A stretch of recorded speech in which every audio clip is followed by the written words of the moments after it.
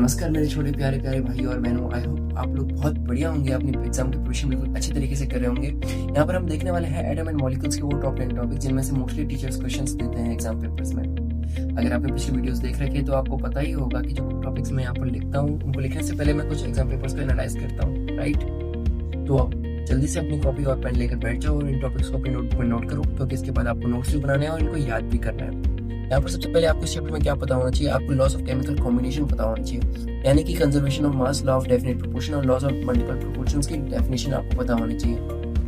मैंने exam papers में देखा कि कई बार पैटर्न्स एटॉमिक थ्योरी के पोस्टुलेट्स और लिमिटेशन पूछे गए हैं, तो आपने ध्यान रखना है कि ये भी आपको याद हो। ओके, आपको एटम्स, मॉलिक्यूल और आयन तीनों के बीच डिफरेंस याद होना चाहिए, तीनों की डेफिनेशंस याद होनी चाहिए।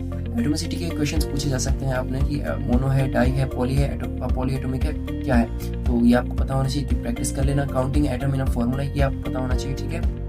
नेक्स्ट है chemical symbol and writing formula, ये वैलेंसी, ट्राइस, क्रॉस मेथड्स, इनके क्वेश्चन आ सकते हैं, तो इनकी थोड़ी सी प्रैक्टिस कर लेना। ओके, नेक्स्ट है फाइंडिंग वैलेंसी फ्रॉम फार्मूला, आपको वैलेंसी फाइंड करने के लिए क्वेश्चन आ सकते हैं, तो इसकी भी प्रैक्टिस आपने अच्छे से करनी है।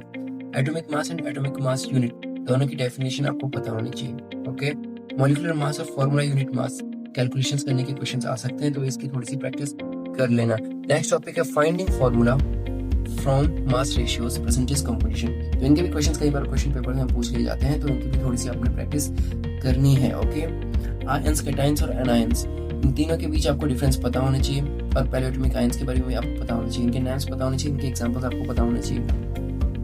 आई होप आपको वीडियो थोड़ी भी इन्फॉर्मेटिव लगी होगी। अगर आपको लगता है कि वीडियो थोड़ी भी आपके काम की थी, मतलब की थी, तो आप वीडियो को लाइक कर सकते हो, चैनल को सब्सक्राइब कर सकते हो, एक प्यारा सा कमेंट कर सकते हो।